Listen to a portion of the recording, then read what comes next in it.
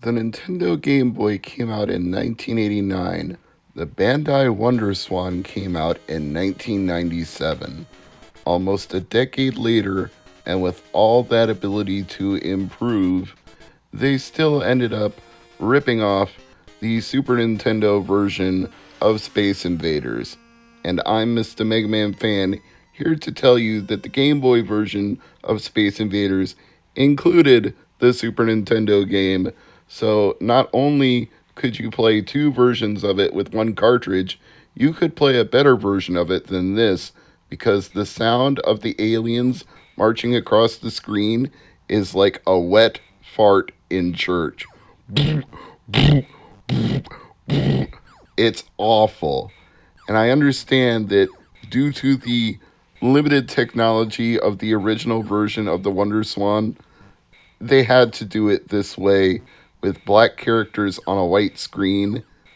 But man, does it look awful. The aliens at least look right. The UFO scores when you shoot them are right.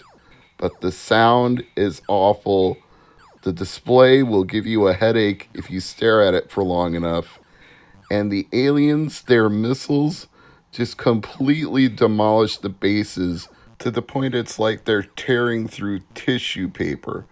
At least your shots do the exact same thing, so it's an even playing field, but it's not an even playing of the game compared to even the Game Boy version, which is a huge irony since the Bandai WonderSwan is not only one of my favorite handhelds, it's also designed by the very same man who made the Game Boy, Gunpei Yokoi, and was the last product that came out before his tragic death. He was the architect of the phrase Karate Gujutsu no Surei Shiko, translated as lateral thinking with seasoned technology, although these days most people call it lateral thinking with withered technology, or LTWT for short. What that means is getting existing technology that's cheaper in price and making the most out of it, as opposed to using the newest and latest technology, which is more expensive and the architecture of it is not as well known or understood.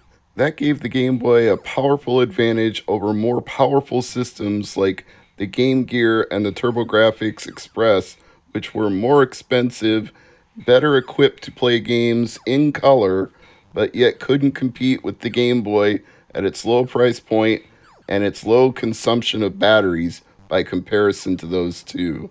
And plus, Nintendo had the huge library of intellectual properties to draw from and could license out more through third parties, so they had all the edges they needed to make the Game Boy the number one handheld on the market. The WonderSwan was positioned to be a spiritual successor to that, and it does have a great library of games that I thoroughly enjoy playing. Space Invaders is not one of them.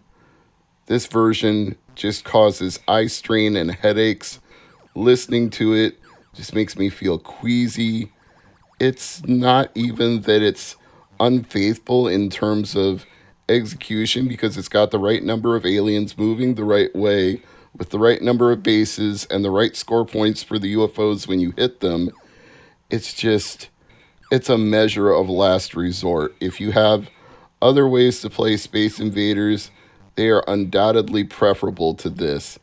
And again, I find it a huge irony that this is a ripoff of the Super Nintendo version, which was included in the Game Boy version, and both of these systems were designed by Gunpei Yokoi.